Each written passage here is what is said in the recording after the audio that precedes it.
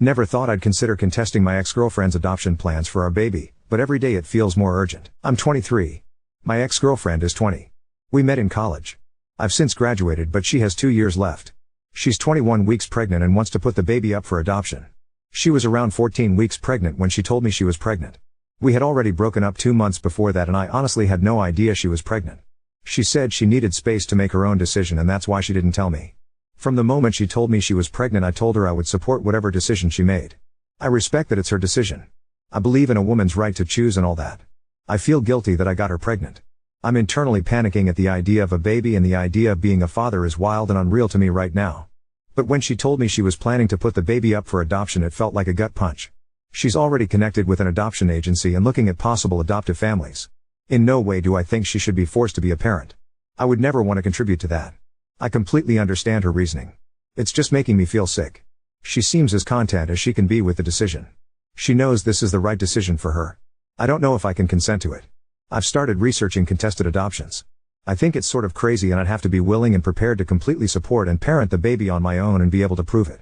I feel guilty thinking about coming in and ruining all of her plans. Maybe it wouldn't be fair to anyone for me to do that, but I'm becoming more uncomfortable with the idea of adoption every day. I've not told her how I feel because I know it took her a while to come to her decision, and even though she feels it's the right one, it's also a highly emotional thing for her. And honestly, the advice was all over the place, and admittedly some of it got me pretty worked up. I think it really helped hearing some unbiased thoughts of my situation though. There's no huge update really.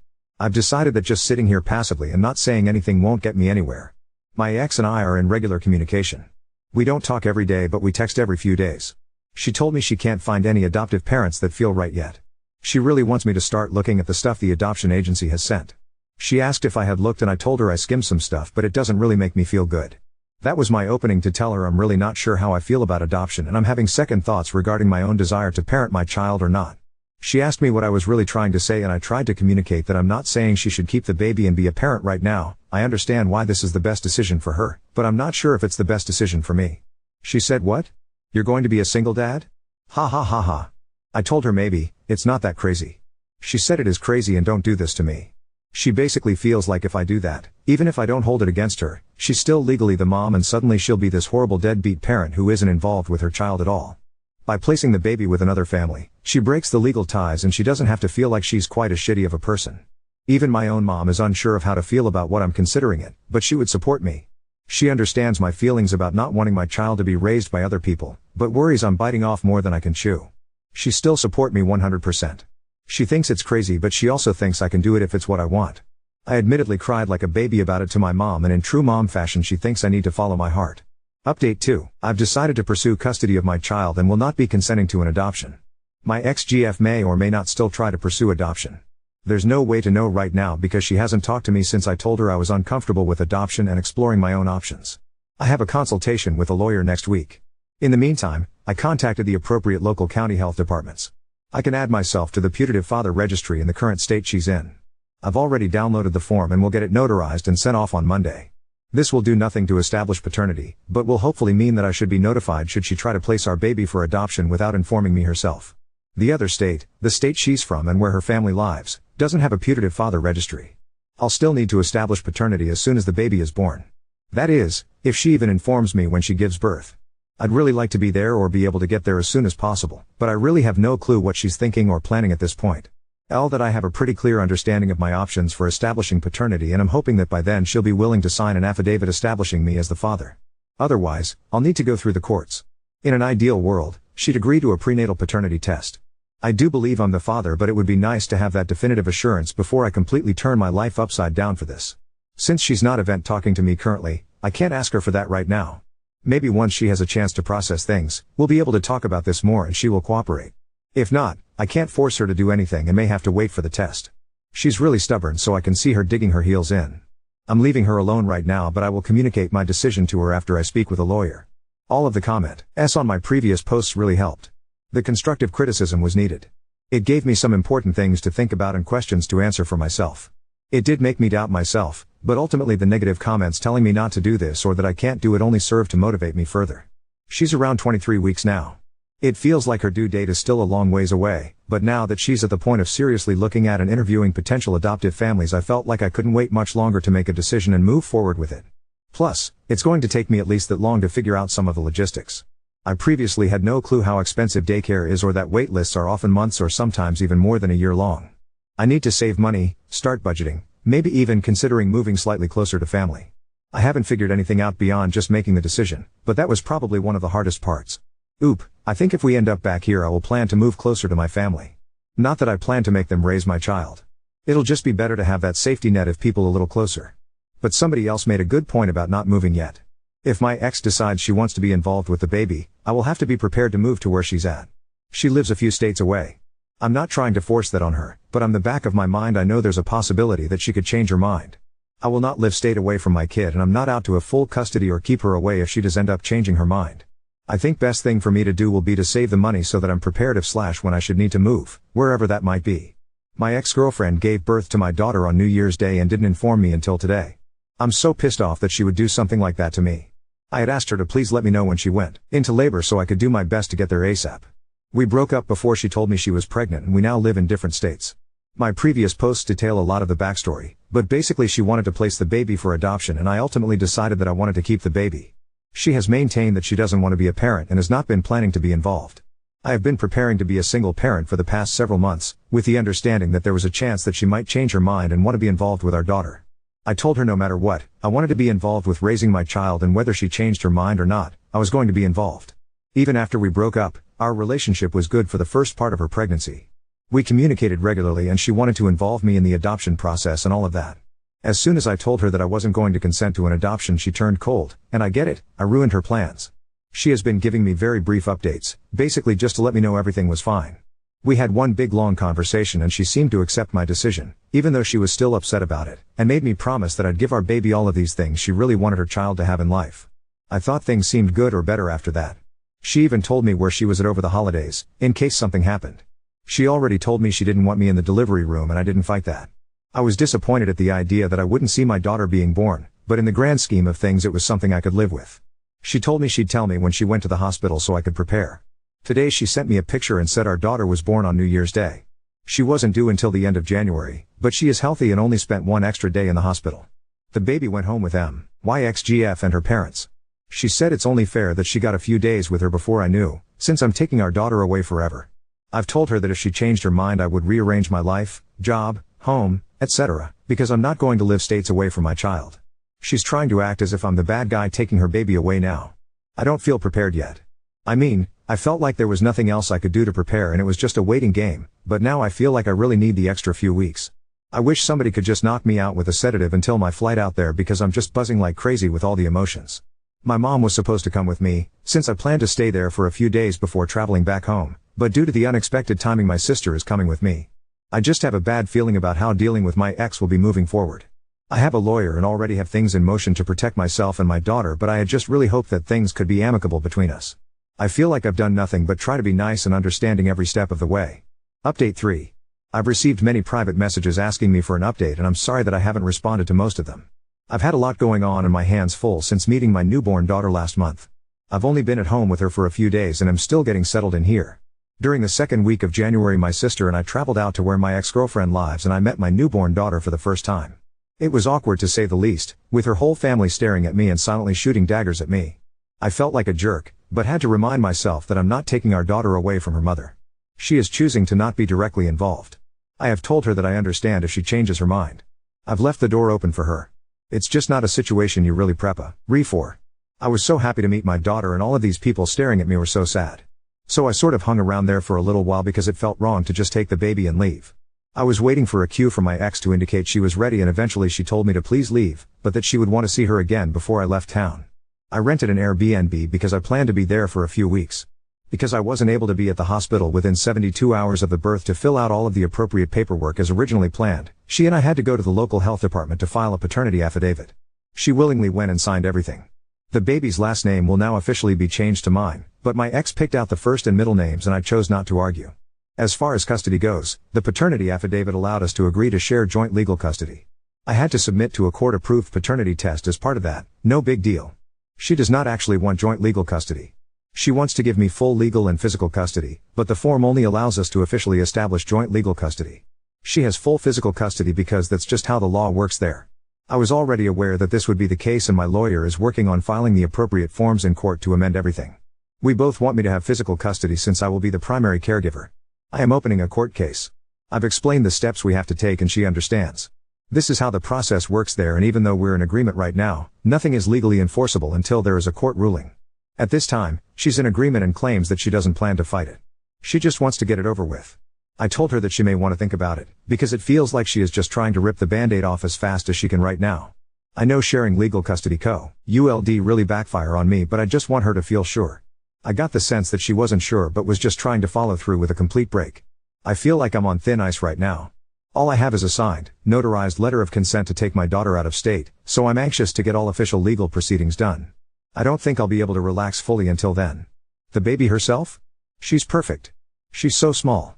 Everyone warned me not to get too many newborn size clothes because she'd grow out so quickly, but the newborn clothes are still a little big. I think her features are becoming more noticeable now, but the only trace of me that I sort of see is her eyes. I look at her and it's like my heart just wants to explode. She's the tiniest, cutest thing I've ever seen in my life, and this is my kid? It still doesn't feel real. I'm still getting used to saying my daughter out loud when I have to call to make appointments. I think she has colic. During the early part of the day she seems happy and able to nap and doesn't cry a ton, but around dinner time she starts screaming and will cry almost nonstop for hours. She spews vomit like you wouldn't believe.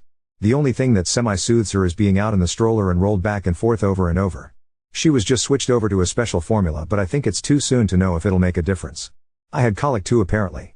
A year ago, I never would have imagined any of this. It almost feels like I'm watching somebody else from the outside. Update 4. I officially have sole legal and physical custody of my daughter. Took a while for all of the paperwork to be filed and approved, but everything has been finalized and it's such a relief. Even though her mother was cooperative, I was constantly worried she'd suddenly change her mind, or her family would convince her to change her mind, since I believe they have a strong influence over her, and accuse me of taking off with our kid. I've posted in a few groups over the course of all this, but to sum it all up, my ex-GF, 21, and I, 24, had an unplanned baby. She didn't tell me she was pregnant until after we broke up and I had moved to a different state. She wanted to place the baby for adoption, but I decided I couldn't do that. I'm currently parenting my daughter on my own.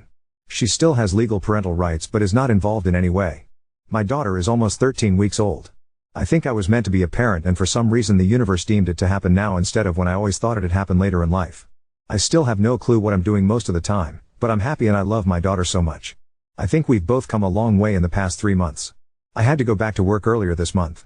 Unfortunately, I'm still in the wait list for a few daycares that are going to be the best options for me cost-wise and location-wise. The only one that had an opening for her age was out of the way as far as my workplace goes and was at the very top of the budget. Let's be real, daycare in general is nearly out of my budget, but I'm going to make it work. My workplace is letting me work from home a few days a week as I transition back to work. They all know the situation and have been very accommodating. On the days I go into the office, my grandma is watching her for now. I admit, I actually felt really depressed when I had to go back to work. As much as I was looking forward to the adult interaction again, I was sad. I might have actually cried once. I hadn't heard from her mother since I brought my daughter home for the first time. I did have to reach out to her a few times regarding the status of some paperwork that we filed, but I did not mention the baby, send unsolicited photos, etc. I know she said she doesn't want to be a mom, but I guess I found it weird that she never even asked about her once. Now she's reached out. I'm assuming that the custody stuff may have played a part. I don't really know. She asked if I could send her some pictures, and I did. Then she asked what if I want to see her in person? Well, okay. But I told her she'll have to come here. I don't have any PTO time and I don't think it makes sense for me to have to travel states away with a baby for her to see her. She said she doesn't know when she'll have the money and time to do that. I told her I don't know what to tell her then. It seemed like she either wanted me to go to her or for me to pay for it. I can't do either of those things. How do I still feel bad for her for some reason? Update 5. I'm on vacation this week, my daughter's first trip to the beach, and I have some free time. Honestly, I guess I'm feeling really good and just a little bit petty and wanted to share an update as a response to everyone who said I wouldn't be able to handle it or that I'd be begging/forcing my child's mother to be involved. I don't expect anyone reading this to remember anything about my story. Long story short, my ex-GF from college got pregnant and planned to place our baby for adoption. I really did try to accept it and go along with it, but I couldn't wrap my head around having a child out there. I've been raising her as a single parent without any real involvement from my ex. I accepted that this would be the case and I respect her choice. I have a very supportive family, so I have help in that way for sure, but nobody is raising my daughter for me. My daughter will be 6 months on July 1st. She's doing really well for the most part. She's been diagnosed with Sandifer syndrome, which is something most people, including myself, have never even heard of. She has uncontrollable muscle spasms after eating due to acid reflux, which her originally pediatrician brushed off and made me feel like I was just worrying too much or overreacting to hear colic and severe projectile vomiting after meals. Luckily, this isn't a life-threatening illness or something that should affect her for the rest of her life. It should clear up by the time she's 1 to 1.5 years old, if not sooner. She's already doing better with some diet changes and some other changes on my part as far as feeding positions, frequency of feeding, etc. She's doing so well now that the doctor is holding off on putting her on medication and thinks she probably won't need it. She developed a secondary condition called torticollis, which is essentially short right neck muscles that cause her head to turn to side, so she's going to weekly physical therapy for that, and thankfully it's something that can be resolved and isn't a lifelong condition or anything like that. I feel bad, even though I've been told repeatedly that none of this was caused by anything I did. Rationally, I know that, but I'm finding that a lot of feelings you have as a parent aren't always rational. She goes to daycare now, just started a few weeks ago. Prior to that, my grandma was watching her during the day, so I was really lucky to have that help. I'm still learning to be comfortable with dropping her off at daycare. Before she was born, I thought daycare, no big deal. It's hard to trust total strangers with your kid who can't at least talk to tell you what's happening all day. Not to mention the cost, but having my grandma watch her for the first few months allowed me to save up a very tiny bit. I've paid off credit cards and have vowed not to use them again, so I have that credit in reserve should I ever have any big emergency. I'm definitely budgeting. My sister is into couponing and sales and knows how to get all the deals, so her help has been invaluable to me financially. My daughter's mom isn't directly involved at all. I don't resent her and I haven't tried to force her to be involved or even asked her to do anything. She contacted me a few months ago and wanted to come here to visit our daughter. We live states apart now. Around the time I started occasionally sharing pictures with her. We don't really talk about how she feels or is handling any of it. Sometimes I'm curious about how she feels, but really it's none of my business.